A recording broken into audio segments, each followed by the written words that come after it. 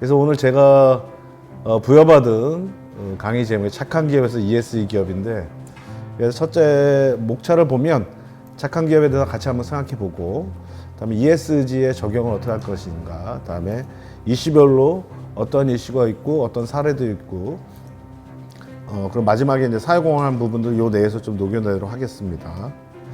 착한 기업, 여러분들이 생각하는 착한 기업은 뭡니까? 저 이런 말씀을 한번 드리고 싶어요.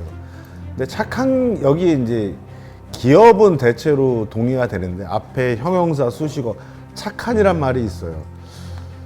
착함의 정의하는 건 두 개가 있을 것 같아요. 첫째로는 정부에서 인정해주는 착한 기업, 그죠? 우리 경기도에 같은 경우에는 그 착한 기업 관련된 조례가 있어요. 그래서 착한 기업들을 평가를 해서 인증을 해주고 착한 기업에 들어가게 되면 경기도에서는 인센티브를 제공하는 게 있습니다. 그래서 여기에는 보통 이제 중소기업도 들어가고요, 사회적 경제 조직도 들어갑니다. 뭐 이제 여기 착한 기업이라는 이름에 딱 맞춰서 인증을 그랬지만 실제로 인증이 되게 많죠. 여러분들도 잘 들어보신 뭐 사회적 기업, 그죠? 마을 기업, 자활 기업 또는 다른 뭐 워라밸, 일가족 양립, 가족 친화 기업, 뭐 이렇게 착함의 하나의 이슈별로 인증받는, 정부에서 하는 보통 인증이 있고, 한동안에 요새는 조금 들어왔습니다만은 18년, 19년, 20년도에 오뚜기가 굉장히 젊은 친구들한테 열광을 받았어요.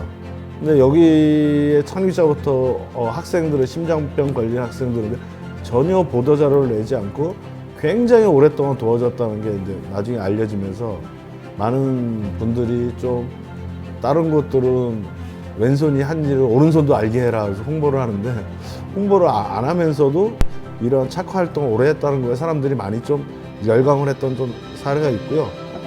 자기 스스로가 나 착해요 하고 붙이는 경우도 있습니다. 여기에 보시면 이제 착한 참기름 해서 하나의 사례인데, 거기에 붙어서 착함을 내세우는 형태. 그러니까 보통 착하다고 하면 남이 인증해 주는 거, 공식 프로세스상으로, 아니면 시민들이 자발적으로 인정해 주는 형태도 있을 것이고, 아니면 내가 착하다고 얘기하는 경우, 뭐 여러 가지가 좀 있을 것 같아요. 그런데 그러면 한번 같이 생각해 보고, 왜 이렇게 사람들이 착한 기업에 열광을 했을까?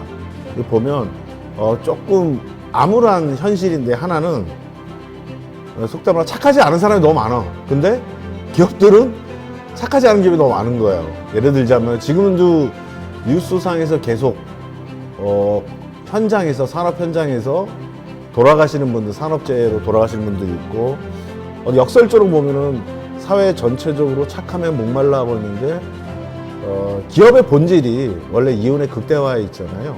그 이윤 극대화를 하다 보니까 착함 활동이라고 하는 부분들이 이윤을 추구하는 행동과 뭔가 약간 상충되는 게 있죠. 그래서 또는 착함이 우선순위에 밀리는 거죠. 그래서 진짜 좀 암울한 시대지만 희망을 좀 보고 싶은 사람들의 심리적 특성이 있고, 두 번째로 진짜 신뢰가는 기업은 없을까? 그리고 또 하나, 실제로 결과에 온 과정이 요즘 공정과 상식이라는 게 굉장히 화두인데, 정말 공정했는가? 정말 착했는가? 다른 사람들의 이익을 편취하면서 자기만의 이익을 확대하지 않았느냐? 결국 이제 과정이 중요한 시대. 그래서 이제 그 과정 속에서 사람들이 공감하는 스토리텔링이 있는지. 그래서 이러한 과정을 중요시 여기는 뭐 하나의 입장은 이제 프로세스 이코노미라고 하는 책도 나오고 했는데, 많은 분들이 이제 결과보다 과정을 중요시 여기지 않고, 그러다 보니 어떤 착함에 많이 주목되고 이 착한 기업에 열광하지 않았나, 저는 좀 그런 생각이 들고요. 그런데 현실을 보면 뭐 제가 특정 기업을 비난하거나 특정 기업을 옹호할 생각 전혀 없습니다. 이건 하나의 그냥 한 기업에 TV에서 광고했던 하나의 사진이에요. 근데 본인이 착하다고 했는데 착하지 않은 행태들이 드러나는 경우도 가끔 있지요.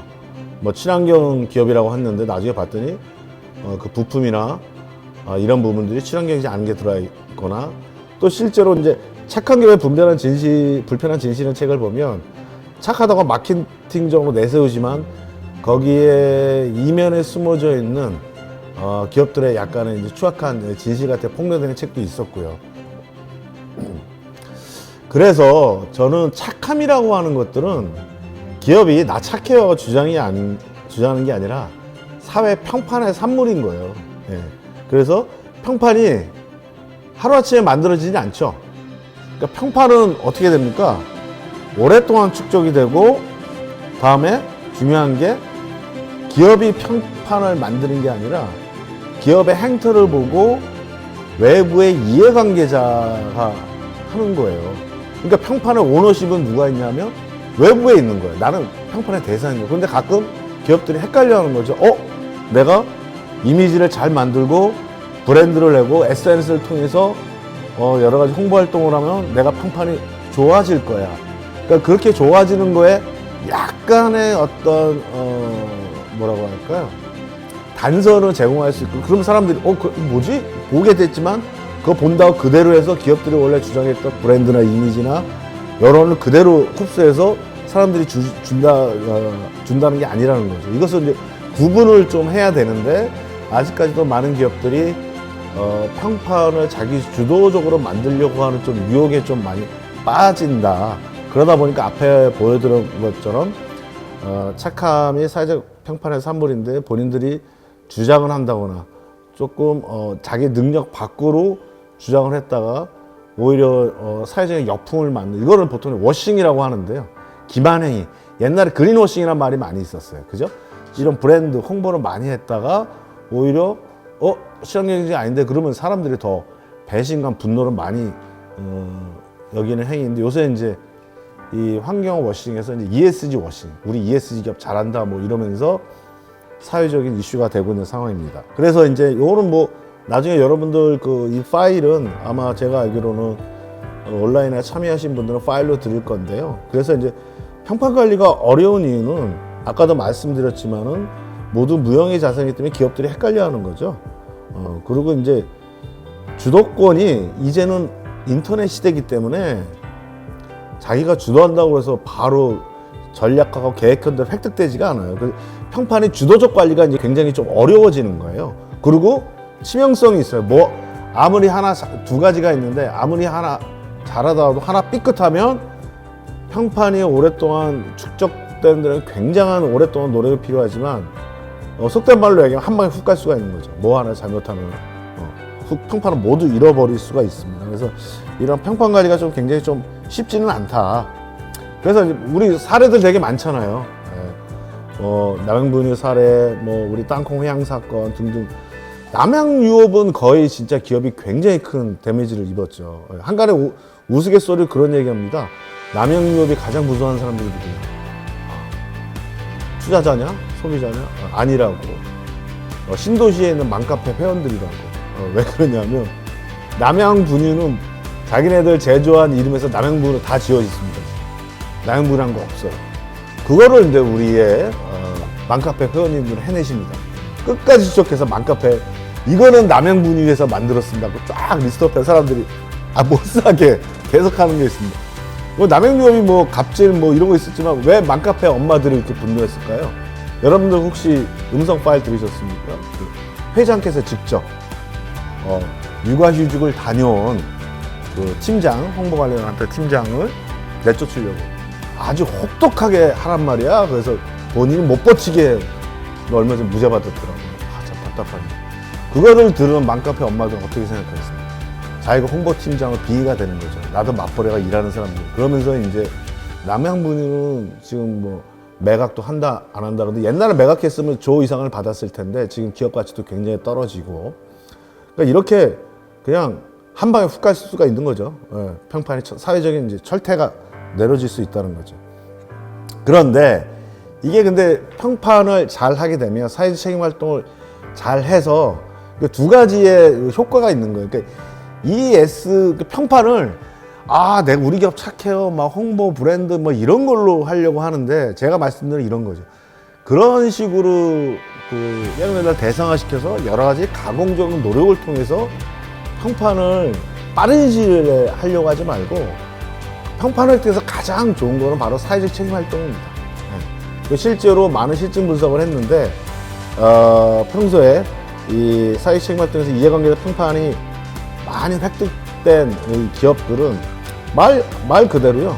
또 소비자들이 선택을 하고 소비자들의 행동 의도, 다음에 투자자들, 그다음에 임직원들도 이직률이 낮고요. 실제로 요즘 젊은 친구들은 요즘 취업이 굉장히 어렵잖아요. 그런데 자기네들 브라인드 여러 어플리케이션을 통해서 야, 이 회사 어떠냐? 중소기업도 자기네끼리 물어보더라고요. 그래서 야, 여기 갔더니 야, 조직 문화 별로 안 좋다. 젊은 친구들 하는 말도 야, 거기 회사 분위기 구리대. 가지 마.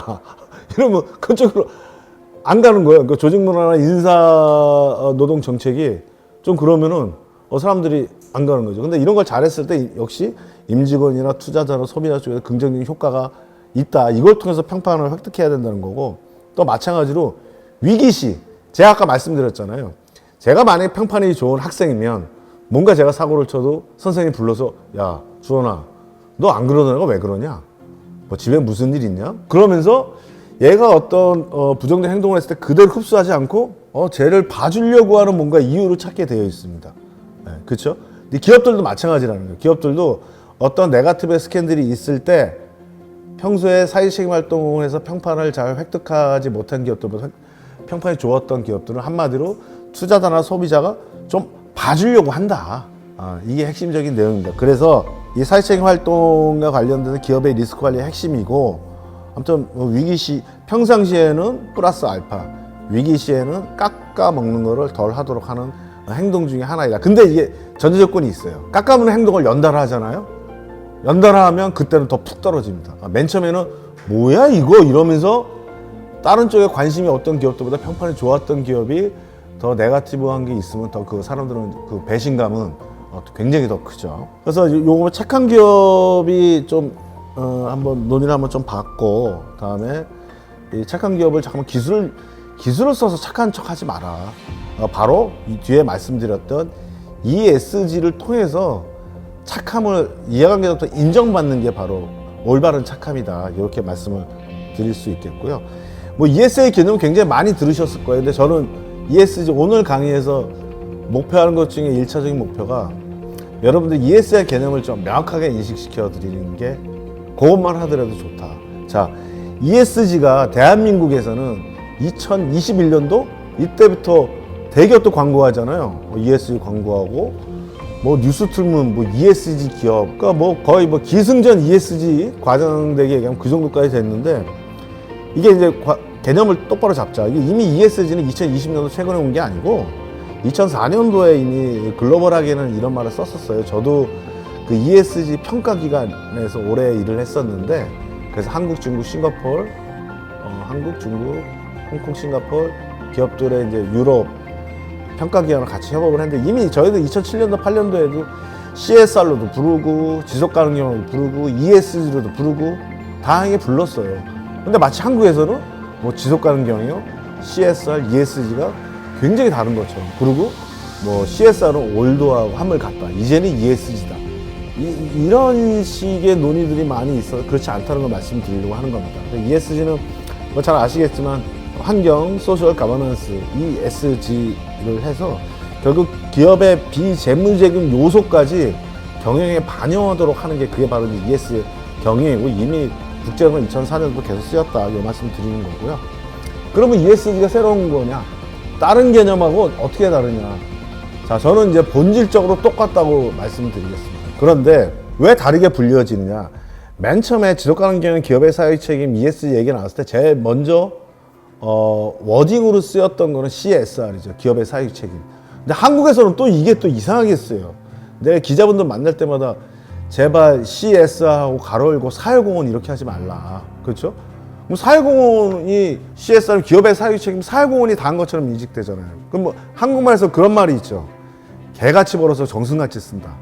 돈 버는 거는 그냥 수단과 방법을 가지 말고 그냥 환경 파괴하고 뭐 임금 체벌하고 말도 안 그냥 무조건 하고 돈 이만큼 번 다음에 이제 정승같이 풀자. 그 사회공헌 이렇게 인식될 수 있잖아요.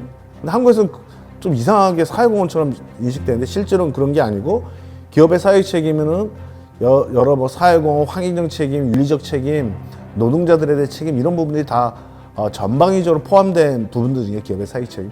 근데 한국에서 그 기업이 이렇게 전폭적으로 CSR을 자기네 활동을 내세우진 않았어요. 이유가 뭐예요? 첫째, 기업의 사회 책임이잖아요. 그럼 사회 책임이 주체가 누구예요? 기업이래.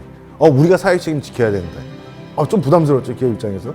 근데 사회까지 들어가 있어, 사회적. 그러면 사회적이 도대체 어디까지냐? 책임의 또 바운더리는 어디까지냐? 그러니까 기업에서는 맨 처음에는 기업도 보고서 나올 때 CSR 보고서 기업의 사회책임 보고서 나오다가 2000년도 중반 때부터 사회책임 경영이라는 대신에 지속가능 경영이라는 이름으로 지금도 많이 쓰이죠. 근데 이거는 이제 인류의 지속가능 발전에 이바지하려고 하면 기업들의 경영도 지속 가능한 경영, 거기에는 경제적 책임, 환경적 책임, 사회적 책임을 바탕으로 한 경영이 되는데, 그래서 지속가능 경영이 많이 쓰였고, 지금은 이제 지속가능 경영과 ESG가 같이 쓰이는 거죠. 근데 ESG는 아까 제가 말씀드렸지만 CSR 하면 사람들이 CSR 하면 뭐지? 아까도 착함이라고 하면 어떤 사람들이 생각하는 착함, 이 사람이 생각하는 착함 다 다르단 말이죠. 기업의 사회 책임도 이 사람이 생각하는 거, 어떤 사람은 기분 많이 하면 사회 책임이지. 어떤 사람들은 아니지, 임직원들한테 잘해야지. 이렇게 다 다를 수가 있는 거잖아요. 근데 이 SG가 전 세계적으로 이렇게 채택이 된 거는 아주 명확해요. E, 환경, S, 소셜, 다음에 이것을 하기 위한 G, 가버넌스, 투명한 의사결정. 아주 세 개로 축으로 설명하기가 굉장히 용이하고, 기업들도 ESG? 그러면 자기네 책임으로부터 좀 자유롭게 느껴지잖아요. 그러니까 지금 다 ESG가 받아들여진 거지, 이게 어떤 것은 옳고 틀리다, 어떤 것은 올드하고 어떤 것은 새로운 거다, 이게 절대 아니다. 기본적으로 결국은 인류의 지속가능 발전에 이바지하게, 지속가능 발전이라는 게 어려운 거 아닙니다. 지금 상태에서 현 세대에서 이익을 최대한 확보를 하면 어떻게 됩니까?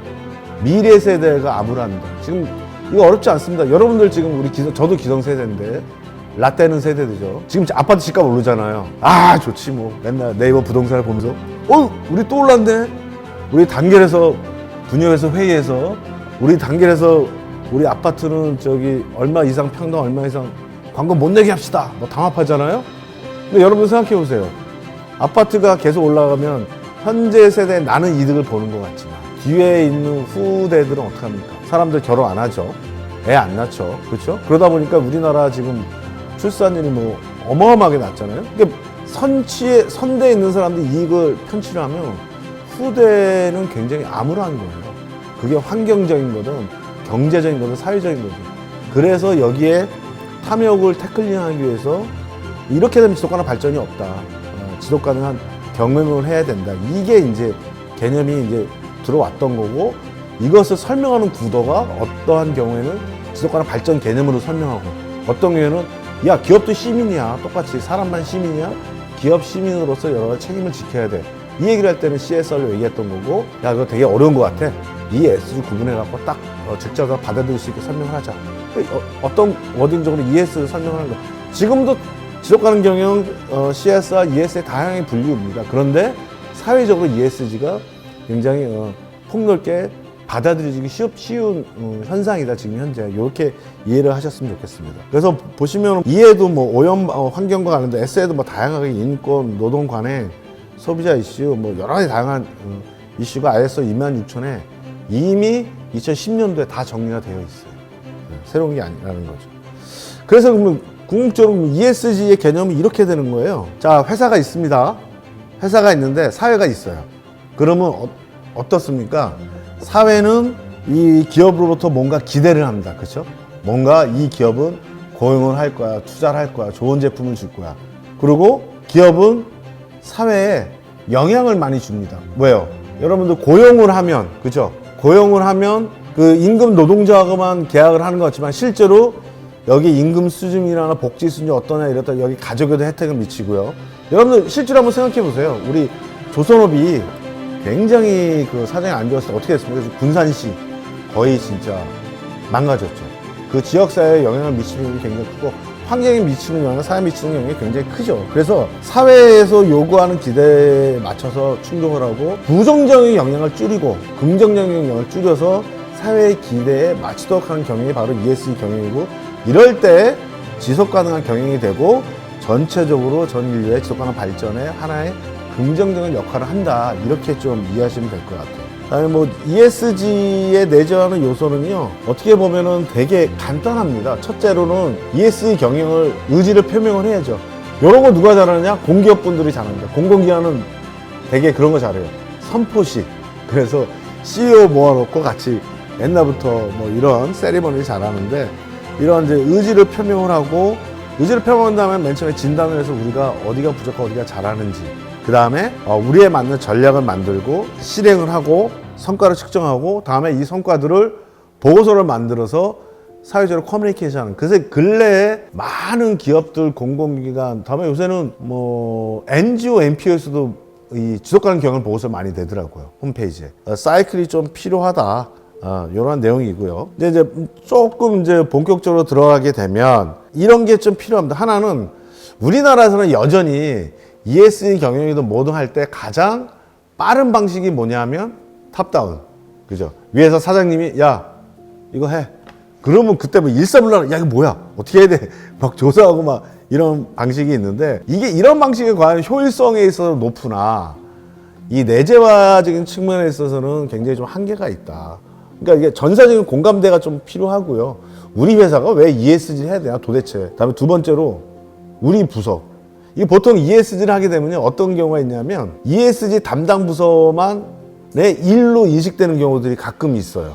그래서 중요한 건 ESG가 활성화되려면 단 담당 부서의 일이 아니라 전사적인 부서라는 인식이 있어야 되고, 또 하나 개별적으로 거기서 일하는 직원 나는 우리 회사 ESG와 어떤 연관성이 있는지 이게 이제 명확하게 인식이 돼야 됩니다. 그리고 차별화 전략이 필요한데 회사의 비전 경영 방침과 연계되는 ESG 정책이 필요하고, 다음에 ESG 이슈가 굉장히 많은데 대기업 같은 경우도 한번 보시면요, 제조업하고 비제조업하고 틀려요.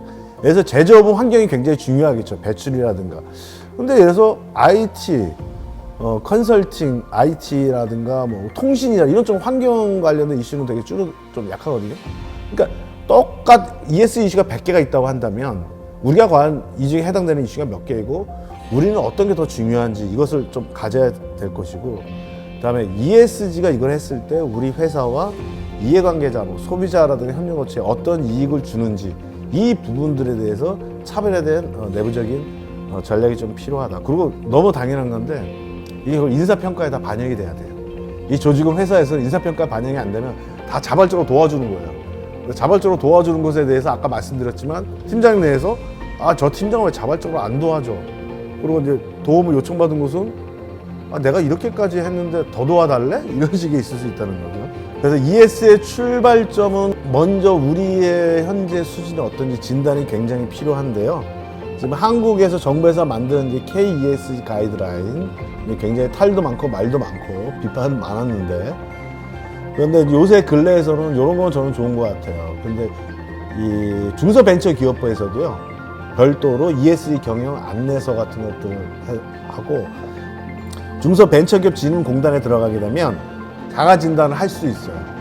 회원 가입을 해서 자료를 올리게 되면 이런 것도 한번, 조그만 기업들은 담당자가 없거나 이런 경우는 아마 이런 툴을 이용하시면 좀 좋을 것 같고, 근래에 있어서 제가 이제 ESG 어떻게 보면 한국에서 보면 제가 2002년도부터 했기 때문에 한국에서 1세대인데 원래 이제 강의를 많이 댕겼었는데 근래에 사회복지 기관에서 강의 요청이 제법 많이 들어왔어요. 그 뭐냐면 NGO에서도 들어오고요. ESG가 기업한테 요구받는 게 굉장히 크긴 하지만 따져보면 ESG를 뭐 큰 기업, 대기업만 해야 되나? 그렇지 않잖아요. 인류의 모든 조직은 ESG 해야죠. 집에서부터 ESG 해야죠. 한국 가정에서 가장 취약한 ESG는 뭐라고 생각하십니까? 저는 가버넌스라고 생각합니다. 왜? 맨날 아버지한테 혼나고 맞고 살아서요. 집에서 의사결정할 때, 야, 우리 어디로 이사 가자. 다음에 우리 차를 뭘 살 거냐. 뭐 추석 때 뭐 연휴 때 어디로 놀러 갈 거냐. 저 때는 그랬거든요. 아버지 저 어디 놀러 갔으면 시끄러워, 어른들이 하라는데.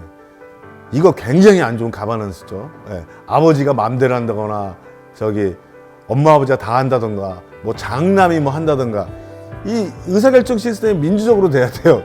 예를 들어서 이제는 집, 학교, 병원, 사회복지, 사회적 경제, 인류의 모든 조직은 ESG를 해야만이 지속가능 발전을 담보할 수 있다. 이렇게 좀 이해하시면 될 것 같아요. 그래서 진단에서 우리가 80점이냐, 나냐, 다냐. 또 한국 사람들 또 시험 보면 또 결과에 목숨 걸잖아요. 그죠? 이런 거 진단하고 평가하면, 야, 우리 몇 점이야? 이거에 너무 하는데 진단을 해서 우리가 개선 과제가 뭐가 나왔는지, 그다음에 이 개선 과제를 언제까지 할 건지, 뭐 올해 할 거야, 내년에 할 거야, 그리고 요거 담당은 누가 할 건지, 결국은 이 결과물을 만들기 위한 것이 점수를 위한 게 아니다. 나중에 실제로는 이제 저도 이제 기업들 컨설팅 하다 보면 평가를 하면 나중에 이런 진단 결과물들도 다 나오게 되어 있습니다. 그래서 지금 앞에서 제가 말씀드렸던 게 이제 착함에 대한 의미를 같이 한번 생각해 봤으면 좋겠고, 뭐 제가 말씀드리는 게 정답은 아닙니다. ESG도 정답은 아니에요. 자, 보세요. 환경을 생각할 때 우리 기업에서 생각하는 환경과 B라는 곳에서 생각하는 환경이 다 다를 수 있잖아요. 그죠? 그래서 이 착함과 ESG 어떻게 워딩들이 다 좋은데, 제가 분명히 말씀드린 건 이 착함의 그 오너십은 기업이 갖고 있는 게 아니다. 그렇죠? 소비자라든가 투자자라든가 지역사회라든가 임직원들이 갖고 있는 것이다. 착함을 기술로서 획득하려고 하지 마라. 그러다가는 오히려 역풍을 맞을 수가 있다. 착함에 있어서의 가장 현 시대에서 가장 효율적인 수단들은 바로 ESG 경영이다. 그래서 근데 ESG에서 어떤 요소들이 있고, 그다음에 왜 한국에서 이러한 바람이 불었고, 그다음에 ESG와 CSR과 지속가능 경영은 어떤 개념적인 차이가 있는지 이렇게 기본적으로 말씀드렸습니다. 그래서 약간 10분 정도 휴식을 가졌다가요. 그 다음에 이제 이슈별로 뭐 환경이라든가 가버넌스나 사회공헌 그런 부분을 갖고 좀 하나하나씩 세부적으로 한 다음에 여러분들이 사전에 질의를 주셨더라고요. 근데 굉장히 난감합니다. 질의수가 어마어마하게 많고 질문의 형태와 깊이가 다 달라서 이거를 제가 다 말씀을 드릴 수는 없고, 이따가만 마지막 시간에 띄워놓으면서 대표적인 부분들 설명을 좀 드리는 시간을 갖도록 하겠습니다. 요 이슈별 관리 방법은 제가 말씀드린 환경, 다음에 이제 여기 소셜, 가버넌스, 그다음 마지막으로 사회공헌 4개를 할 거예요. 그래서 나중에 공부하시라고 참여자들은 온라인에 참여하신 분들 파일을 들고 공부하시라고 본 거고, 그리고 이슈별로 한 10분 정도씩 하고 사회공헌 쪽은 조금 길게 얘기하고 현장 미리 사전 질의 오셨던 거 제가 받아서 설명드리도록 하겠습니다. 근데 상대적으로 ESG 중에서 일반 사람들이 가장 이해도가 높은 게 바로 환경이죠. 그죠? 환경은 그만큼 진짜 우리 지금 기후 변화로 인한 우리 삶에 체감을 하잖아요. 저는 개인적으로 사과를 가장 좋아하거든요. 사과를, 과일 중에. 사과 주로 어디서 납니까? 우문현달의 사과나무죠. 저 어느 지역에 사과나무가 좀 많던가요, 우리? 네? 장수 사과요? 나는 장수 사과 못 들어봤는데? 뭐 충주 사과, 문경 사과, 영주 사과 이런 쪽이 유명하잖아요. 그런데 앞으로 이 브랜드는 없어질 수가 있겠습니다. 왜?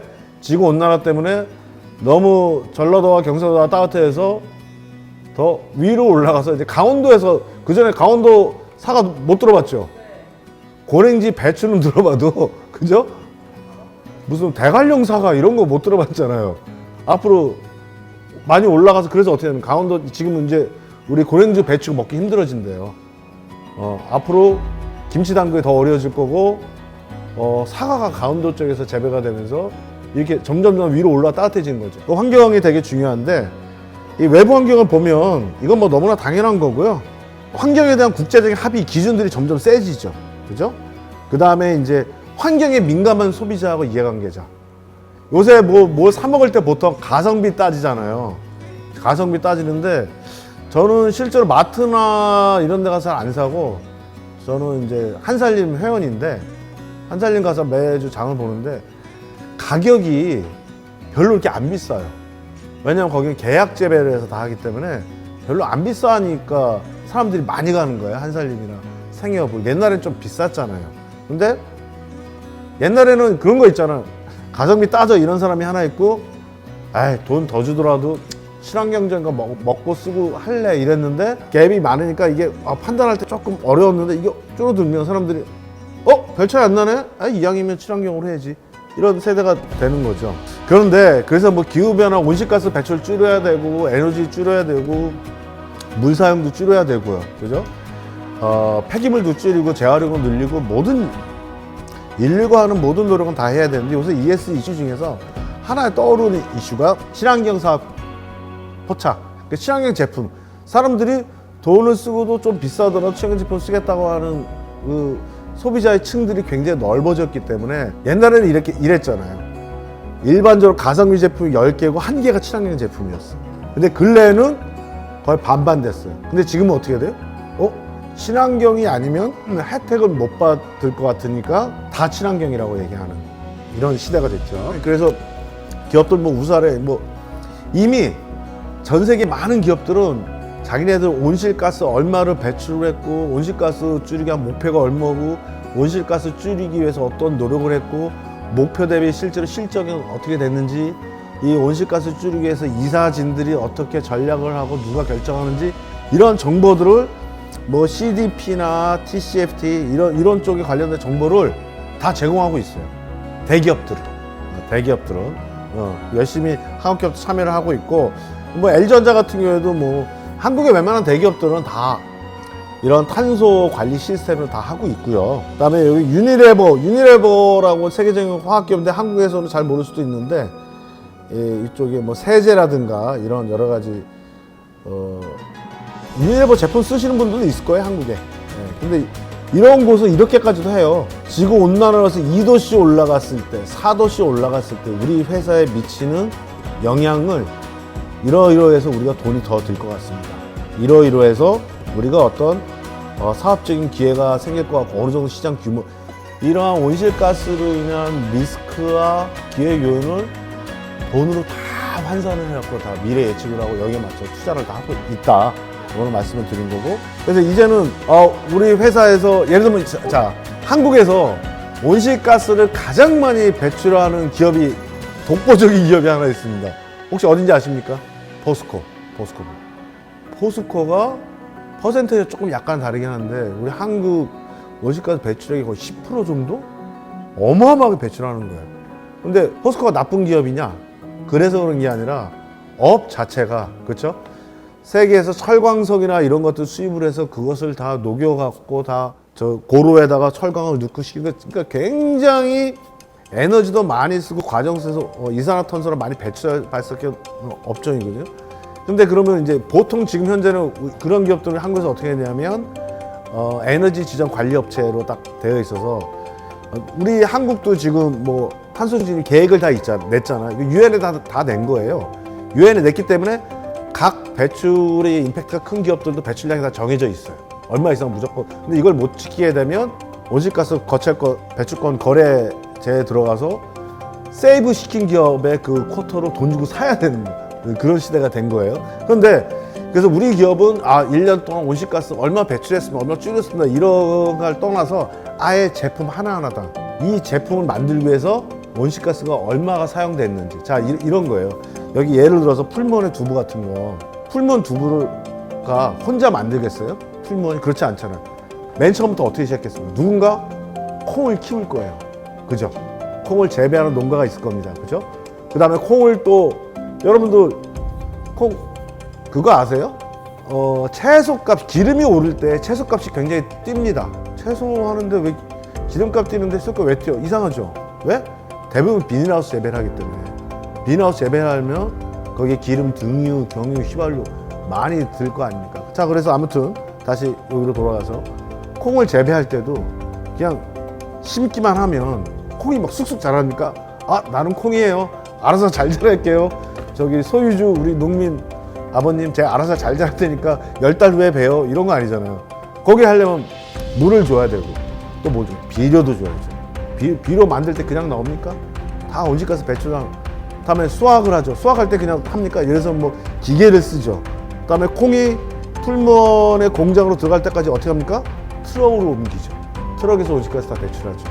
만드는 과정 말할 것도 없고 그래서 이거 한 가지 이제 풀무원의 사례뿐이지만 모든 제품의 밑에서부터 위에까지를 다 추적해서 요거 만드는데 온실가스 배출 얼마 됐습니다. 이거를 추적을 하는 게 바로 탄소 발자국.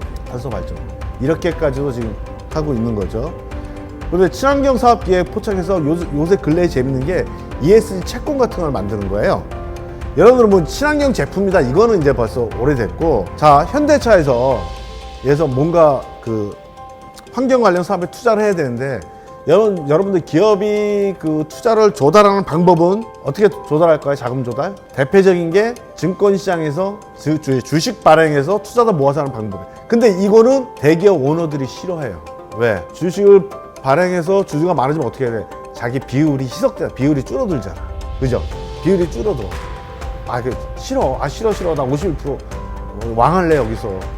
돈 드는 거, 그냥 돈 안 들고 투자 안 할래. 이러진 않을 거예요.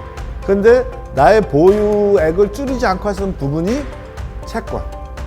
우리 뭐 정부도 채권 내고 공공기관 회사도 채권 냅니다. 이게 어떻게 해? 현대차가 우리 저기 뭐 친환경 사업에 투자하려고 하는데 얼마 채권하고 나 미래 몇 프로로 해서 다 우리 원금하고 이자 얹어줄게요. 이렇게 하는 거란 말이야. 근데 요새 이쪽에 사람들이 굉장히 돈이 많이 몰려요. 왜? 돈이 될 것 같거든. 현대차에서 친환경 사업 투자해서 뭐 전기차에 쓸 수도 있고 여러 가지 배터리도 쓸 수도 있고, 이거 될 것 같은데 돈 뗄 일 없다. 이자율도 높네. 그래서 이렇게 ESG 관련된 뭐 채권에 많이 투자를 해서 기업들이 이렇게 자금 조달을 많이 요새 하고 있어요. 또 하나 대부분이 이제 환경 쪽인데, GS 리테일이 재미있었던 게 2020년대 코로나 때문에 3년 동안 엄청나게 타격도 심했잖아요. 특히 편의점 점주분들도. 그래서 이제 편의점 가맹점을 지원에 사용하려고 사회적 채권을 발행했는데, 여기도 근래에 다 원래 계획했던 것보다 더 많이 증액해서 채권을 발행했어요. 조사해보니까 사겠다는 사람이 많은 거예요. 근데 한 가지 여러분들이 같이 해야 될 거는, 현대차나 포스코케미나 GS 리테일이나 최소한 평소에 ESG 경영을 한다고 얘기를 하던가, 정보가 있다거나 ESG 경영을 한다는 곳에서 해야지 사람들 어필을 받는 거지, ESG 전혀 안 하다가 맨날 그 안전사고 일어나, 중대재해처벌법 이름이 올라가, 임금 체불한다고 막 노동부에 진전 들어가, 환경사고나 이런 곳에서 사람들한테 우리 ESG 투자하려고 채권 발행해요. 그럼 사람들이 그래 니네 이제 개가천선했구나, 투자할 때 안 그런다고. 사람들이 여기 나중에 채권 이거 좀 문제 될 것 같은데 해서 잘못되면 내 돈. 그러니까 평소에 ESG 경영 잘해 채권 시장에서 자금 조달 용이하는 거예요. 그러니까 환경에 있어서의 가장 중요한 거는 환경 경영을 전사적으로 해야 돼요. 전사적으로. 근데 아직까지 그런 경우 있어요. 환경 경영한다 그러면 회사 내에서 일단 기업이, 예를 들어서 뭐 금융기업이다, IT 기업이다, 우리는 환경하고 상관없는데요, 이렇게 생각하는 사람들도 있을 수 있죠. 그죠? 우린 공장 없어요. 공장 없으면 인간은 태어나면서부터 반환경적인 존재인 거예요. 우리 먹고 마시고 배출하고 사람이 모여있는 모든 조직은 환경 임팩트를 다 발생시킵니다.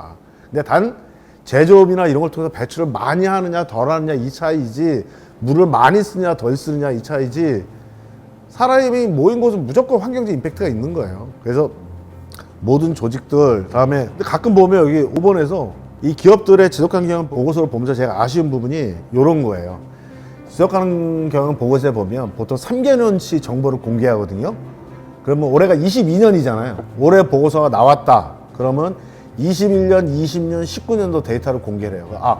우리 회사의 온실가스는 19년도에는 100톤이었는데 100T CO2 이산화탄소 환산을 100톤이었는데 20년에 90톤, 21년 올해 80톤. 와, 우리 19년에 비해 20톤 줄였습니다. 와, 이러면서 막 얘기해요. 그럼 여러분들 생각하실 때 어때요? 대부분의 사람들은 19년도에 100톤인데 올해 작년에 80톤도 줄였어? 온실가스 엄청 잘하고 있네. 박수를 치겠죠. 근데 저처럼 의식이 많은 사람들은 이렇게 생각하겠죠. 19년 매출액하고 21년 매출액 자료 좀 줘봐. 19년도에는 경기가 활성화돼서 비즈니스가 막 돌아가서, 그러다 보면 아무래도 뭐 제조를 많이 하거나 해서 온실가스가 많이 올라갈 거 아니에요. 그런데 21년도에는 경기가 급강을 해서 생산량이나 제조량이 떨어졌어. 대표적인 게 코로나잖아요. 여러분도 그랬잖아요. 코로나 터진 19년, 20년도에 전 세계 공기가 좋아졌대잖아요. 그렇죠? 왜? 세계 굴뚝인 공장, 중국에서 공장이 덜 돌아가니까. 만약에 그런 경우에 나 온실가스 줄였다 그러면 그 온실가스 내가 의도적으로 줄인 게 아니지. 그죠? 경기가 안 좋아진 거지. 그런데 이 절대량이 줄어드는 거를 봐야 되지만 실제로 분모로 환산시켜서 평균 단위로 봐야 되는 거예요. 그래서 예를 들면 현대자동차가 100톤에서 80톤을 줄였다. 그러면 현대자동차가 2019년도에 생산한 자동차 수하고 21년도에 생산한 자동차 수 분의 온실가스 배출량에서 평균을 내봐야지 여기가 평균적으로 온실가스 배출이 줄어드나 안 나 판단할 수가 있는 거예요. 다음 두 번째, 우리나라 기업들은 19년도에 100톤, 20년도에 90톤, 21년도에 80톤 10씩 줄였어요. 우리 잘했죠. 그런데 과거 대비 얼마로 줄었느냐 문제가 아니라 연도별로 목표가 뭐였는지. 19년도에 100톤이었는데 원래는 목표가 90톤이었는지 110톤인지 목표 대비 자기네 실제로 그 다다른 실적을 보여줘야 되는데 우리나라 기업들은 목표가 없어. 그러니까 작년에 비해서 얼마 줄었어. 작년에 배출한 게 목표가 아니잖아요. 올해 목표가 얼마인지 이런 식으로 하는 게 굉장히 좀 필요해요. 그래서 환경은 우리나라 기업들이 많이 올라갔는데 아직까지도 그냥 일반적으로 뭐 물 사용량 작년에 비해서 얼마가 줄었다. 우리가 궁금한 거는요, 작년에 비해서 얼마로 줄었다가 아니라 올해 목표가 얼마였는데 어떠한 노력을 해서 어떻게 줄였고, 이게 중요한 거예요. 그래야만이 과거 추세를 잘 볼 수 있어서 이 기업이 내년 후년도에 환경 경영이 잘 하였거나 못했거나 그걸 알 수가 있는 거예요. 그 투자자들이 그래서 ESG 정보 공개를 더 요구하는 거예요. 왜? 투자자들은 정보 공개가 자세하게 돼 있을수록 이 기업이 안전하다. 왜? 투자자가 이 기업에 했는데 환경사고 터지거나 뭐 벌금 맞거나, 특히 미국같처럼 집단소송의 나라 하면 내가 이 기업에 투자했는데 뭐 멕시코만에서 기름 유출해갖고 집단소송 맞아갖고 벌금 맞고 진짜 회사 깡통 차면 내 돈 다 날리는 건데, 그죠? 투자자들이 뭐 착해서가 아니라 나의 투자 리스크를 줄이기 위해서 기업들한테 ESG 하라고 요구한다는 거죠. 근데 사회 이슈는 굉장히 많은데 사회 이슈는 두 개로 크게 나눠져요. 하나는 그 이해관계자, 그러니까 사회 이슈를 소셜이라고도 얘기하는 사람도 있지만 스테이크홀더, 이해관계자라고 하는 사람도 있어요. 자, 회사의 이해관계자는 내부와 외부로 나눠집니다. 내부의 이해관계자는 누구일까요? 내부의 이해관계자는 임직원. 임직원이 굉장히 중요하죠. 그렇죠? 네. 이게 임직원의 마음을 얻지 못하면 기업도 그렇잖아요. 속된 말로 우리 뭐 해서 우리끼리 분위기가 좋아야 돼. 조직 문화가 으쌰으쌰 막 하고 막 해서 위에 사람도 모범을 보이고 우리 회사 우리한테 좀 복지 잘해줘. 이렇게 뭐 경영학건이 어려운데도 우리 코로나 때 우리 한 명도 해고 안 하고 사장님 진짜 대단하다. 이러면은 진짜 사람들이 으쌰으쌰해서 뭐 자발적으로 되게 할 거예요. 근데 분위기가 억압적이고 맨날 소리치고 갑질하고 막 이렇게 되면 엉망이 되는 거잖아요. 그래서 임직원들이 하나가 있고 이해관계자는, 외부는 바로 이제 뭐 소비자, 고객, 투자자, 지역사회 주민들, 언론 뭐 이런 게 이제 외부의 이해관계자로 볼 수가 좀 있겠죠. 근데 이 외부 환경에서 좀 가장 많이 부각이 된 것 최근에 하나가 협력업체에 대한 공급망 관리. 이건 뭐냐면 현대자동차예요. 제가 현대자동차인데 지금 너무 행복합니다. 지금 얼마 뒤면 제가 10개월 기다려서 드디어 차를 봤는데 코로나 때문에 피 엄청 봤습니다. 근데 제가 운전하고 현대자동차 차를 딱 가는데 차가 바퀴가 빠졌어요. 그러면 제가 누구한테 따질까요? 현대자동차 콜센터에 전화해서 나 차 바퀴 따졌다 이러죠. 근데 제가 혹시나 현대자동차 이 차 바퀴는 현대차가 만든 게 아닐 거야. 여기에 누군가 납품을 할 거야. 차 만든 여기에 납품 업체를 찾아서 그 회사에다 여기 납품 업체죠? 차 바퀴 빠졌는데 당신들이 그거 만들었다는데 거기다 따지지 않을 거예요. 현대차한테 당신들 뭐야, 어떻게 했길래 협력업체 관리 어떻게 했길래 이런 문제가 생기게 따지죠. 그래서 이렇게 전 세계 글로벌 공급 체계에서 지금 어떻게 돼요? 글로벌 공급체가 여기서 여기에 납품하고 여기서 여기에 납품하고 여기서 여기에 납품하고 여기서 납품, 쫙 다단계 구조잖아요, 공급망이. 그런데 현재 보통 ESG 사건 사고는 한국의 대기업 정도 수준이면 현대자동차 본사나 이런 데서 잘 사고 안 나요. 대부분 어디서 나느냐? 협력업체. 특히 저개발구의 협력업체에서 그래서 임금을 떼먹거나 환경적인 안전사고 나거나 거기에 이제 현지에 있는 공무원한테 뇌물 바쳤다가 이제 뭐 사건 사고 나거나 뭐 이런 식이 되는 거예요. 그러니까 어떻게 해야 돼요? 그 협력업체 관리를 잘못하면 현대자동차에 내가 욕을 먹는 거야. 내가 비난을 받고 내가 투자를 하고 내가 잘못하는 거야. 그래서 유럽에서는 공급망 실사법이라고, 예를 들면 현대자동차가 유럽에 진출했다 그러면 ESG를 현대자동차로 잘해야 되지만 그 협력업체 관리를 의무화하도록 하는 법도 지금 만들어지고 있고, 또 하나는 이제 코로나가 생기면서 가장 어려운 부분이 인권 경영.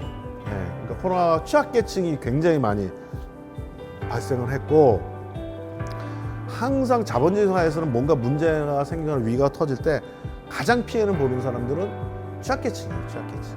항상 이러한 여러 가지 좀 이슈가 있는데, 그 한 가지 예를 들어 볼게요. 기업들, 여러분들 CJ 대한통운의 실버 택배 아시죠? 동네에서 물론 전국적으로 다 한 거는 아니지만, 이게 이제 그 노인들 일자리에서 동네에서 그 노인분들이 그 택배 하시는 거죠. 아파트나 이런 쪽으로. 이게 유엔의 지속가능 개발회에서 발표해서 우수하려까지 그 알려졌고, 세상을 바꾸는 혁신기 50에 들어갔어요. 이런 얘기하면 사람들이 그런 얘기 할 수 있을 거예요. 아이 뭐 아이디어 새롭지도 않구만 뭐, 그죠? 자, CJ 대한통운에서 맨 처음에 이 안을 올렸을 때 사람들이 멋진 걸, 걔 퍼펙트에 박수 쳤을까요? 한국 사람의 특성상 분명히 이랬을 겁니다. 야, 노인네들 쓰다가 다치면 어떡할 거야? 네가 책임질 거야? 그러던가, 아니면 야, 젊은 사람들이 가야지. 나이 드신 분이 와서 택배 해갖고 앞에 소비자에 갖다 주면 소비자들, 노인네들 싫어해. 분명히 이러거나 어떠한 이유를 들어서 간에 비난을 하는 사람들이 있을 거예요. 근데 이 기업 내에서는 이런 아이디어라든가 이런 것에 대해서 채택될 만큼 플렉서블한 조직 문화를 갖추고 있거나, 아니면은 객관적인 분석을 잘해서 실제로 이 택배에서 직접 사람들이 완결적으로 구조로 가는 것보다 아파트 입구에 딱 놓여져서 여기서 노인들이 싣고 가서 하는 게 훨씬 비용이 더 적게 드는구나. 또는 이제 노인 일자리 창출했을 때 우리한테 비춰지는 선한 기업으로서의 이미지의 파급 액수는 얼마나 될 거냐, 이런 거를 굉장히 면밀하게 따져봤을 거예요. 기업들은 야, 이거 좋은 일이다 하자. 기업들은 그렇게 하지 않아요. 다 따져보는 거예요. 그런데 이렇게 채택할 수 있는 분석하는 능력이 없거나 조직 문화가 안 좋았으면 다른 기업에서 채택이 안 됐을 거라는 거죠. 이런 이제 취약계층의 역량 개발하는 사례들이나 여러 가지 이슈들이 있습니다. 그래서 임직원, 공급업체 관리하는 거는 굉장히 중요해졌고, 그래서 요새 우리 한국에 있는 대기업들도, 웬만한 대기업들은 자기 협력업체 있잖아, ESG를 다 평가를 해요. 평가를 하는데 처음부터 평가해서 지금 초창기예요. 그래서 해외에 있는 대기업들은 맨 처음 어떻게 했냐면, 평가를 점수가 미달되잖아요. 그러면 당시 우리 협력업체에서 잘립니다. 거래 안 했어. 근데 너무 이제 갑자기 협력업체 중소기업들 대기업 거래 못하면 그 사람 뭐 먹고 살아요. 그러니까 요새는 어떻게 했냐면, 여기가 이제 10명이잖아요, 협력업체가. 여기서 1등 하신 분은 작년보다 20, 30% 물량을 더 주는 거예요. 그리고 점수가 낮은 협력업체들은 ESG 잘 못한다 그러면 물량을 20% 감소시키고, 이런 식으로 ESG를 하도록 견인을 해주는 이 공급업체 관리, 이게 이제 굉장히 좀 중요하다, 그 말씀을 드릴게요. 그리고 아까 제가 말씀드렸는데, 공급업체에서 ESG 공급업체를 직접 평가하기도 하지만, 저개발국에서 여전히 가장 문제되는 것 중에 하나는 그 협력업체 임직원들에 대한 노동적인 처우예요. 여러분들 잘 모르시는 경우가 많은데, 우리 여성 선생님들 계시니까 옷 같은 거 있죠. 여러분들 선생님 입으시는 옷, 여러분이 입으시는 대부분의 옷은 어디서 만드냐? 파키스탄, 방글라데시 이런 쪽에서 많이 만들어요. 왜? 섬유 산업은 노동집약적이라 인건비를 작은 곳을 갈 수밖에 없습니다. 그런데 한번 파키스탄에서 어떤 일이 있었는데, 몇 년 안 됩니다. 세계적으로 유명한 H&M 그 의류회사 있죠. 거기에 납품을 하는데, 거기 몇천 명이 좋지도 않은 튼튼하지 않은 건물에 있고 맨날 야근하고, 붕괴가 위험하다고 시그널이 왔는데 사장이 그냥 일해, 납품 길 맞춰야 돼, 이래서 건물 물어서 몇천 명이 죽었어요. 이렇게 H&M이 그러겠죠. 우린 몰랐어요. 이게 안 통하는 거죠. 뭐야, 당신들 그거 거기서 납품 받았잖아. 당신들 팔아서 지금 돈 벌고 있잖아. 전 세계적으로 H&M이 엄청나게 비난을 받았거든요. 왜? 실제로 이런 거예요. 그래서 평가를 할 때 협력회사에서 자기네들 뭐 인권 노동 뭐 이런 규칙들, 노사협의 회의록 이런 거 봐도 못 믿겠는 거야. 이 인간들 진짜 제대로 하고 있는 거야? 그래서 어떤 회사에서는, 세계적인 회사는 어플리케이션을 개발을 해서 전 세계 있는 중소 자기네 협력업체 임직원들의 노트북, 야 이거 다 깔어, 핸드폰에 깔어. 그래서 니들 임금 떼거나 뭐 무슨 갑질 당하는 거 있잖아, 우리한테 직접 알려. 그래갖고 그렇게 어플리케이션 개발해서 하는 경우도 있어요. 협력성 관리가 굉장히 중요하다는 걸 말씀을 드리는 거고, 그리고 또 이제 우리 한국에 있어서는 이제 공공기관들 같은 경우는 인권 경영 같은 걸 하기 위해서요, 국가인권위원회에서 인권 영향평가를 하도록 개발을 했고, 이것을 공공기관 경영평가 점수로 넣어놨어요. 그러니까 지금 열심히 좀 하고 계시는 경향이 좀 있고요. 그다음에 이제 세 번째로 가버넌스 쪽으로 좀 넘어가겠습니다. 아까 우리 청중, 제가 아마 아까 첫 시간에 강의할 때 그런 얘기했죠. 한국 가정에서 가장 ESG로 취약한 곳이 어디라고 생각하십니까? 그래서 제가 가버넌스라고 했잖아요. 의사결정 시스템. 네. 그런데 한국 기업도 마찬가지예요. 저는 개인적으로 ESG 중에서 한국 기업이 가장 취약한 게 가버넌스라고 생각합니다. 왜? 한국은 옥스퍼드 영어 대사전에 나올 것처럼 재벌이라는 아주 독특한 구조를 갖고 있는 기업 집단인들이 있어요. 그죠? 여러분 옥스퍼드 영어 사전에 CHAE5인가 BOL 체벌, 이게 고유명사로 등록되어 있습니다. 그래서 한국 대기업의 독특한 일과 경영에 관련된 브라브라브라 하고 있는 게 재벌이라는 게 들어있어요. 이것 때문에 안 돼요. 왜? 회사에 사장님, 회장님은 있는데 이 사람들은 사장이나 회장 아니에요. 등기 이사도 아니야. 그러니까 예를 들어서 지금 우리 삼성그룹의 이재용 부회장이라고 부르는 분이 있잖아요. 그분은 삼성전자의 법적 책임의 리스트에 들어가 있지 않아요. 그분 이사 아니에요. 등기 이사 아니에요. 왜냐면 항상 이사들이 책임지는 거잖아요. 이사 딱 하게 되면 도장 꽉꽉 찍어서 등기소에 올려서 그 사람들이 경영에서 책임지는 거죠. 이런 거죠. 월급 주는 경영사진 뭐 대리인은 있잖아요. 근데 뒤에 재벌 우리 회장님이 딱 있어서, 야, 내가 다 보고 있다. 일 똑바로 해라.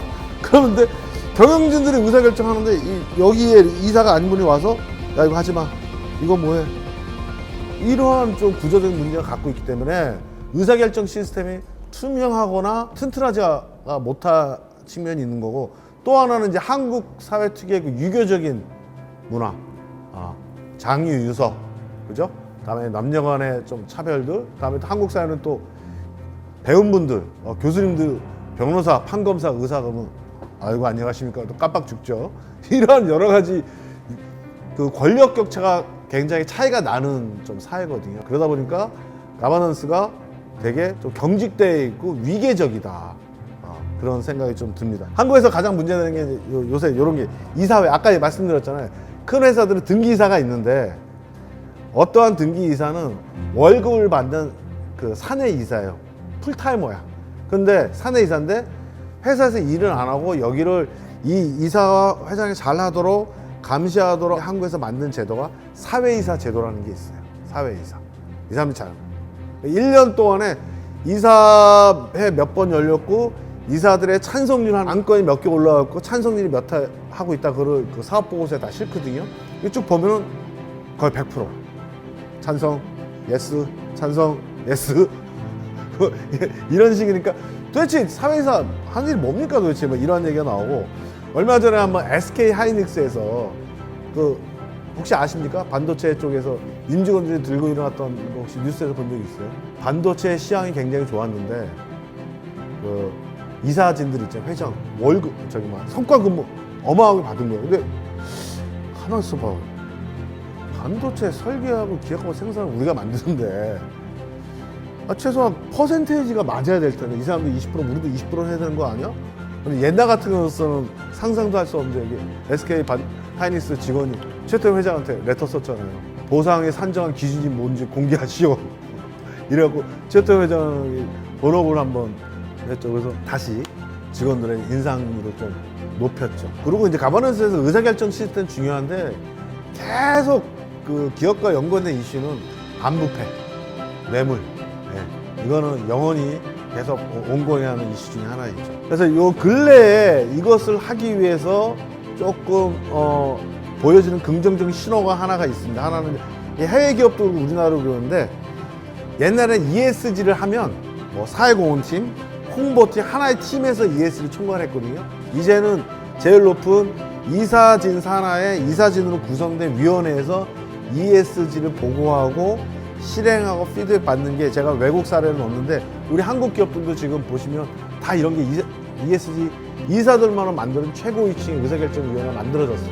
저는 그런 건 굉장히 긍정적인 신호라고 좀 보여지고요. 근데 여전히 이제 반부패와 관련돼서 여러분들 우리 선생님들 좀 연배가 계신 선생님들 기억나시죠? 옛날에 어느 특정 정당이 차로 그 사박스로 돈 이렇게 해갖고 특정 정당에 돈 내서 차떼기 정당 막 이랬었잖아요. 이제 그런 식의 뇌물은 한국에서 발생 안 하죠. 그러니까 보통 뇌물도 항상 그 산업 고도화 과정 속에서 저개발하는 곳에 많이 발생을 해요. 근데 어떤 경우 뇌물이 발생하는 거는 여러 케이스 하나는 어떻게 된 거야?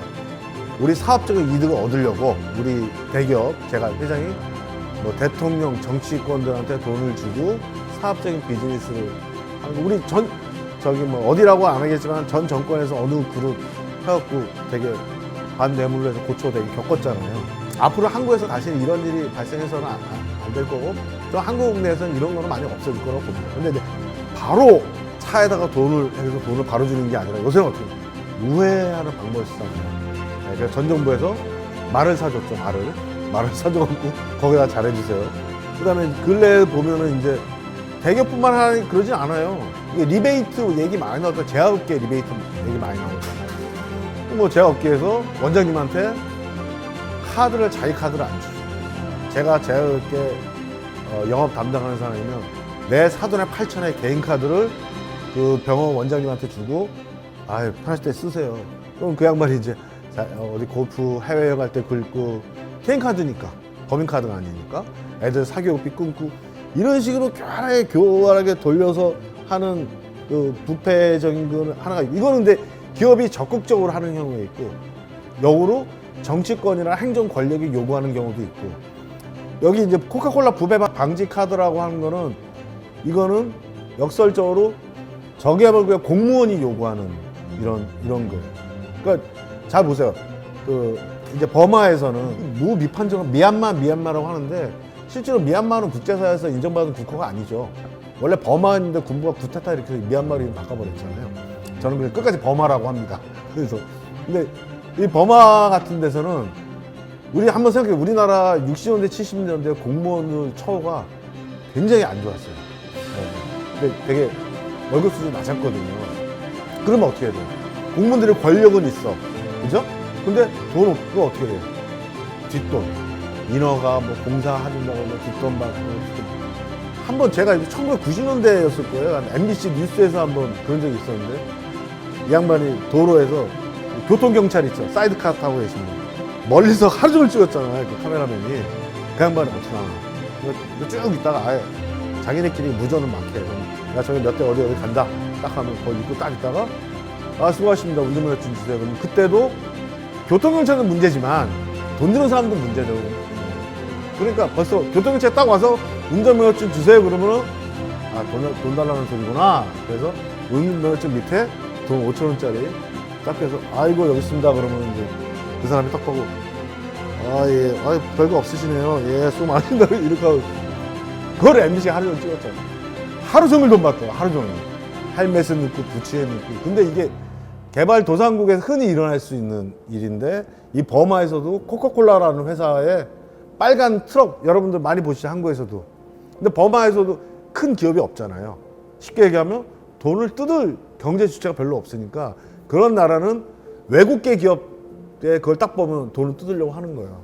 그게 똑같은 거죠. 교통경찰이 자기네끼리 무전하겠지. 야 빨간 차 어디로 간다. 야 너 오늘 대박이다 대박. 빨간 차 세대. 그럼 알았어. 내가 받은 다음에 이따 10시 끝나면 자 반땅. 자 50대 50. 그거 딱 끊고 이제 빨간 차 코카콜라 차 따오면 아이고 수고하십니다. 운전면허증 주세요. 그러면 이거를 안 하면은 안 보내주니까 돈을 주고 막 하다가 나중에 이제 코카콜라에서 이렇게 해서는 안 된다. 그래서 그 트럭 운전사들한테 부패 방지 카드를 줘갖고 거기에 보면은 우리는 뇌물 지원금 받지 않고 주지도 않는다. 그래서 버마 교통경찰이 또 그러니까 매번 이걸 내밀어서 나중에 이제 버마 경찰을 포기하고 돈 달라고 안 했다 하는 되게 재밌는 사례가 있는 거예요. 그래서 이런 반부패와 관련돼서도 굉장히 좀 이런 하나의 조그만 아이디어 하나 자체가 굉장히 반부패의 기업의 내재화하는 데 큰 도움이 될 수 있는 사례라고 좀 보여지고요. 그래서 이 윤리경영과 관련돼서는 돈을 주느냐 안 주느냐에 이러한 게 아니고요. 기본적으로 윤리경영이 되려고 하면 모든 의사결정에서 윤리적인 요소가 최우선 돼야 된다. 의사결정에서. 그게 이제 가장 좀 중요하고요. 다음에 여기 5번째가 좀 중요한데 한국에서 잘 안 이어지는 거예요. 뭐냐면 취약부서하고 취약 리스크는 별도의 관리가 필요하다. 한국에서 윤리경영 교육하면 보통 어떻게 합니까? 오늘도 약간 비슷한 형태의 교육인데 강당에 다 모아. 그래서 정부에 있는 그 권익에 있는 청년 감사가 와서 한 100명 모아놓고 얘기합니다. 50명은 졸고 저기 30명은 핸드폰 보고 20명 왔다 갔다 하고 한 5명 정도만 강의하는. 근데 중요한 거는 반윤리적인 해이가 발생한다면 더 위험한 사람들이 있어요. 누구냐? 첫째, 의사결정자가 힘 있는 사람. 맨 밑에 있는 말급 직원 갓 입사한 지 얼마는 뭐 인턴이나 대리나 그 사람이 돈을 주거나 받거나 할 위험성이 있을까요? 없어요. 돈을 그 사람한테 줄 사람은 김이사하고 얘기해야 돼, 부장하고 얘기해야 돼, 이렇게 되는 거잖아. 그 직급이 높은 사람, 이런 사람들은 조금 더 별도의 좀 교육을 해야 되고, 또 하나 부서마다 달라요. 예를 들면 이런 쪽에 위험 요소가 조금 있는 부서가 어디냐? 끝발 있는 부서, 힘 있는 부서. 예를 들자면 계약 부서, 그렇죠? 계약 부서. 한국에서도 맨날 뉴스에 나오던 얼마나 수의 계약하는 거, 수의 계약 뭐 어디서 얼마나 했다 막 이렇게 나오는데, 계약을 해주느냐 안 해주느냐, 또는 구매 부서. 야 니네 뭐 얼마 우리 사고 있게. 지금도 가끔 터지죠. 여기서 산 이 업체에서 100만 원 주고 샀다고 하고 실제로 20만 원 나중에 리베이트 내가 받는 거. 이렇듯이 윤리 경영도 회사들마다 직급이 높은 사람들, 위험한 부서들이 좀 따로 있거든요. 이 사람들은 좀 조금 더 다른 차별적인 교육이 좀 필요하고, 그다음에 또 하나 내부 고발자 보호하는 거. 내부 고발자가 한국에서 보호 잘 안 되죠. 여러분들 뉴스에 많이 보죠. 내가 대표이사한테 이 부장이 참다 이 사람 업체에다가 내가 구매 부서에 여기 물품도 안 좋고 가격도 비싼데 맨날 여기 사래. 이거 도저히 안 되겠다. 나중에 봤더니 어디 퇴근하다 봤더니 뭐 구매업체 사서 술 먹고 있고 뭐 이러고 있는 거 발견했어. 그럼 내가 대표이사한테 직접 찾아가서 얘기를 했더니 이메일로 썼어. 어저께 밤에 자면서. 그랬더니 아침에 갔더니 회사 사람들 다 알아. 내가 누구한테 뭐라고 했든지. 그러면서 조직의 배신자다, 왕따하고 구석에다 책상 놓고. 내부 고발자는 결국 누구를 위한 거예요? 이 조직이 건강하도록 공익신고를 한 거잖아요. 이 사람들을 보호해줘야죠. 그 사람들을 오히려 나중에 보면 그 사람들이 징계받더라고요. 어떤 핑계대서. 이런 건 되게 좀 고쳐줘야 될 부분이 있고, 아무래도 사회공헌 네트워크니까 사회공헌 요거 조금 더 자세하게 말씀을 드리면, 이 사회공헌의 흐름을 쭉 보면 옛날에는 이제 불우이웃 돕기 자선 나눔, 저 어렸을 때도요, 유일하게 불우이웃 돕는 거는 그 구세권, 제가 딸랑딸랑 그 빨간 구세권 자선 낭비하고, 연말 때 뉴스에 보면 맨날 회장님이 돈 얼마 냈다. 그게 가장 저 어렸을 때 보여줬던 70년대까지 80년대 이런 기념이었는데, 그러다가 기업들이 80년대 90년부터 재단을 만들기 시작합니다. 기업들 지금 거의 복지재단, 장학재단 많이 만들잖아요. 근데 이렇게 하면서 본격적으로 사회공헌 활동을 했는데, 물론 재단을 만드는 게 세액 공제도 되고 여러 가지 메리트도 좀 있었겠죠. 그런데 이제 2000년도부터는 이제 임직원들의 봉사활동이 많이 이제 시작이 됩니다. 그러면서 2000년대 중반에는 전략적 사회공헌이라는 얘기가 많이 나와요. 그러니까 왜 우리는 똑같이 연말에 연탄 날르고 똑같이 김치 담가야 되지? 우리 회사는 왜 이걸 맨날 남들하고 똑같이 뭔가 우리 회사에 도움되고, 회사에 아까 얘기했던 평판에 도움되는 좀 한번 좀 짜봐, 멋있는 프로그램 짜봐, 뭐 이런 요구들이 이제 2000년대 있었고, 2010년도에는 이제 사회적 가치 전략이라고 해서 이제는 기업들 혼자서, 아마 저번 때 네트워크 때 아마 서명진 대표님이 사례들 많이 하셨을 거예요. 컬렉티브 임팩트. 이제 지역사회 문제는 한 개 회사에서 어떤 사회공헌 프로그램 하나로 해결할 수 있는 문제가 아니잖아요. 상식적으로 생각을 해보세요. 우리 회사에서 100만 원 사용해 갖고 무슨 취약계층 하고, 야 우리 돈 다 모아. 지금 다 모아서 더 아주 좀 크게 좀 하자. 한번 이렇게 생각할 수 있는 거죠. 너무나 당연한 거죠. 그리고 이거를 기업이 혼자 하려고 하면, 자 한번 보세요. 기업이 만약에 사회공헌 한다고 하면 취약계층을 발굴해야죠. 어디에 사는 누구한테 전달할 건지. 이거 모르잖아요. 그러니까 지역 내에 있는 행정조직, 공공조직 또는 사회복지 조직, 이런 사람들하고 기업들하고 같이 협력해서 하는 사회공헌의 시대가 2020년도에 좀 많이 이루어져 있는데요. 한번 제가 좀 말씀드리고 싶은 거는 여러분들 사회공헌에 관심이 있으시면 매년 정경련 홈페이지에 들어가시면 정경련에서 매년 물론 이제 대기업들 자료긴 한데 매년 자기네들 사회공헌 금액이나 사회공헌 패턴들 1년 동안 맨날 분석해놓은 보고서가 있어요. 거기에 이제 올해의 그 사회공헌 보고서를 봤더니 하나는 사회공헌의 양극화. 뭐냐면 코로나 때문에 19년, 20년도 대기업 되게 힘들었잖아요. 그런데 여전히 잘 나가는 대기업들이 있어요. 저기 대면 서비스와 상관이 없이. 그 당시에 계속 반도체 호황이었기 때문에 삼성전자가 잘 나갔고요. 오히려 이 코로나 시기 때 우리가 잘하는 것도 있죠. 비대면 서비스하는 플랫폼 회사들. 카카오 대표적으로. 그 다음에 그 우한 형제들, 배달의 민족 이런 쪽은 엄청나게 매출 올라갔잖아요. 그러니까 이런 쪽은 사회공헌 돈도 많이 썼어요. 근데 코로나 때 타격을 많이 기업들은 거의 사회공헌 줄여 사회공헌도 양극화하는 거예요. 기업들이 그런 게 있었고 그리고 국가적 이벤트나 사건 사고 대표적인 코비드죠. 그다음에 코비드 다음에 요새 얼마 전에도 포항도 그러지만은 기후 온난화로 해서 한 지역이 그냥 쑥대밭이 되는 경우가 많잖아요.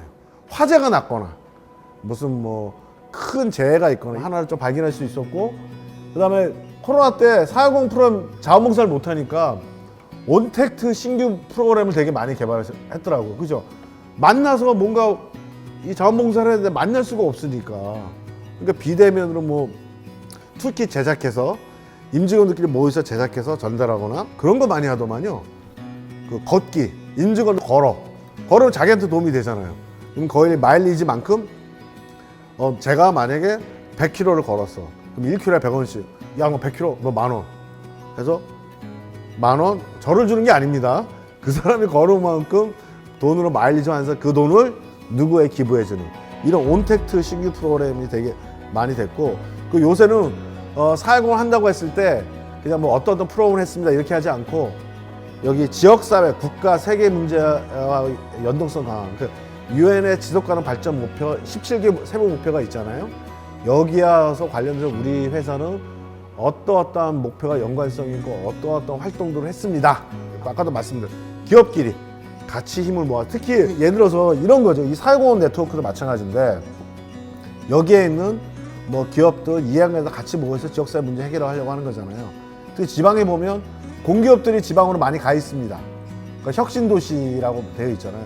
거기에 보면 공기업들 중심으로 네트워크가 만들어서 지역사회와 같이 아마 여기 지역들 사회공헌 센터하고 같이 다 일을 하고 있을 거예요. 이런 협업들이 되게 강화가 됐다. 뭐 사회공헌 현재 동향 그 다음 페이지 넘어가시면 바로 이런 겁니다. 유엔의 지속가능 발전 목표에서 자기네들이 어떠한 프로그램하고 관련된 사회공헌 활동을 한다 이렇게 자기네들 홍보를 하고 있는데 실제로 정경련에 조사해 봤더니 건강과 복지가 가장 많았어요. 21년도인 경우에 이것도 코로나의 영향으로 보여집니다. 그리고 이제 현재적인 부분을 좀 보면 뭐 이런 이슈들이 있죠. ESG와 똑같습니다. 이 사회공헌 할 때 우리 회사에 도대체 어떤 이득이 되느냐. 그리고 막 해봤는데 별로 임팩트 없던데?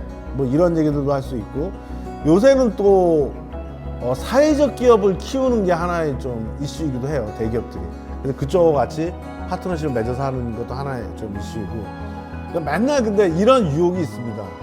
야, 뭐 새로운 거 없냐? 다른 쪽 보면 여러분들 한국에서 기업들 사회공헌 프로그램 하는데 기억나는 게 별로 없으실걸요? 자, 이게 확 와닿는 게 이제 제가 소개를 하면 조금 와닿을 거예요. 하나, 유한 킴벌리 푸르게 들어보셨죠? 네, 나무 심는 거. 그래서 요새 젊은 친구들 유한 킴벌리가 친환경 기업인 줄 알아요. 유한 킴벌리는 뭐 하는 회사예요? 펄프 만드는 회사입니다. 나무를 베는 회사예요. 근데 거기서 얘기하죠. 그래, 우리 나무 배. 근데 우리 나무 베는 만큼 심어. 실제로 그거를 50년 동안 했고 지금 아마존에 나무 심어 하잖아요. 그러니까 이렇게 좀 오래 한다거나 진정성이 있어야 인정이 되는 뭐 조금 프로그램 뭐 하나 기발하게 아이디어 갖고 뭐 히트 치려고 근데 그런 게 아까 착함의 위장과 똑같은 거예요.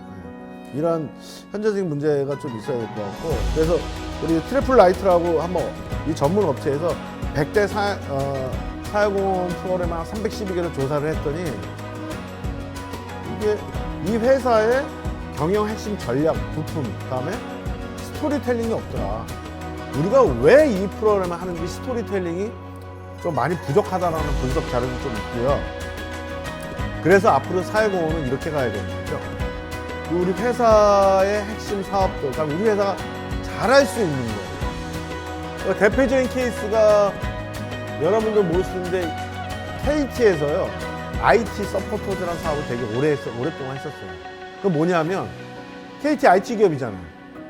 여기 IT 전문가들을 뽑아서 근데 그 사람들 조금만 가르쳐도 안 가르쳐도 돼. 그래서 컴퓨터를 잘 못 다루는 노인분들 집에 가서 컴퓨터 교육하고, 다음에 이러한 보안 시스템이라든가 컴퓨터 이런 거 안 되어 있는 소상공인 시민사회에 보내서 그 사람들 교육하고 이런 프로그램 하고 이런 사업들을 되게 오래 했었어요. KT에. 그럼 맞잖아요. IT 서포터즈. 우리 IT하고 서포터즈 한다. 회사의 역량과 자원을 결합하는 이 부분들이 결국 도움이 되고, 그다음에 이게 사회적 문제 해결하고 연동이 돼야 된다. 사회적 문제를. 근데 사회적 문제 해결하는데 특히 기업에서 집중해야 될 거는 정부에서 지원하지 못하는 사각지대 분들. 그런 쪽을 좀 중심적으로 해야 되는 거죠.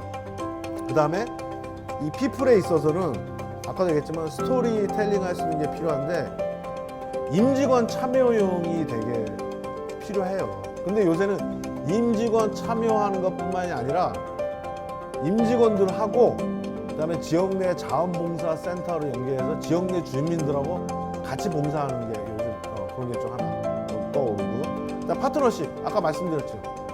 누군가 취약계층이 제가 만약에 인천에 있는 부평에 있는 회사에 여기 사회공헌을 해서 알아보니까 이 노인들 일자리 문제가 시작한데 우리 회사에서 만든 파트타임의 노인들 일자리를 만들어야겠다 했는데 그러면 처음에 부딪히는 난관은 이걸 거라고. 이런 일자리를 희망하시는 부평구 노인분들이 어디에 계시지? 그렇잖아요. 나는 전혀 모르잖아요. 그럼 누구랑 연계하면 돼요? 부평 내에 있는 노인종합복지관 쪽에서 그쪽에 일자리를 찾는 사람들 데이터를 갖고 있을 거예요. 비영리 단체가 협업을 하고 요즘 사회적 경제 조직하고 협업하고 다른 기업하고 협업하는 이러한 4가지의 포인트들이 좀 있다. 뒤에 보시면은 제가 사례를 몇 개 드렸는데 뭐 기술 연계형 결국은 이 시스코라고 하는 기업들은 결국 IT 기업이니까 이쪽에 자신의 핵심 역량의 디지털 기술을 연계해서 사회공헌 프로젝트를 만들어서 하는 그런 것도 하나 좀 있었고요.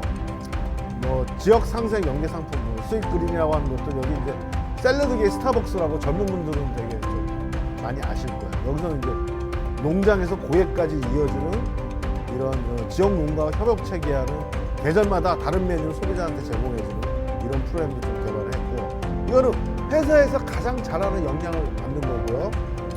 그다음에 임직원들의 자발적 참여하고 시너지 확산이 아까 있는데 뭐 임직원들이 재밌게도 해야 되고 재능 기부도 하고 임직원들한테 야 당신들이 개별적으로 하고 있는 자원봉사 프로그램 뭐예요? 저는 뭐 영어를 잘해서 지역의 아동센터 가서 영어 가르치고 싶습니다. 저는 뭐 보안 전문가니까 이런 노인 종합복지관에 노인 보안관리 시스템이 취약하니까 저 이런 걸 하겠습니다. 임직원들의 의견을 듣는 임직원 참여, 동료 아이디어를 해야 되고, 이 야크르트 아줌마의 변신 이거는 여러분 다 아시죠? 진짜 이 야크르트 아줌마의 평균 근속 연수가 몇 년인지 아세요? 계속 올라가요 지금. 그분들이 70 넘어도 퇴사를 안 하고 계속 일하셔갖고 기본적으로 20년이 넘어요 이분들이. 그 지역 내 누가 살고 누가 아프고 그 야크르트 아줌마들을 적극적으로 활용하는 거지. 그분들을 이런 노인 돌봄 사업에서 하나의 판매 세일즈맨이 아니라 지역사회에서 일도 하면서 같이 돌봄 서비스를 제공하는 사회복지 전문가처럼 활용하는 이분들 되게 좋아하세요. 되게 좋아하세요. 그다음에 뭐 이제 이런 파트너십, 이건 아까 말씀드렸던 대로 다 자기네 원래 한국 기업들은 혼자 하고 싶어요. 왜? 혼자 이거에서 뉴스에 딱 나오고 보도자료 딱 나오고 막 CEO 사진 나오고 이런 거 좋아하거든요.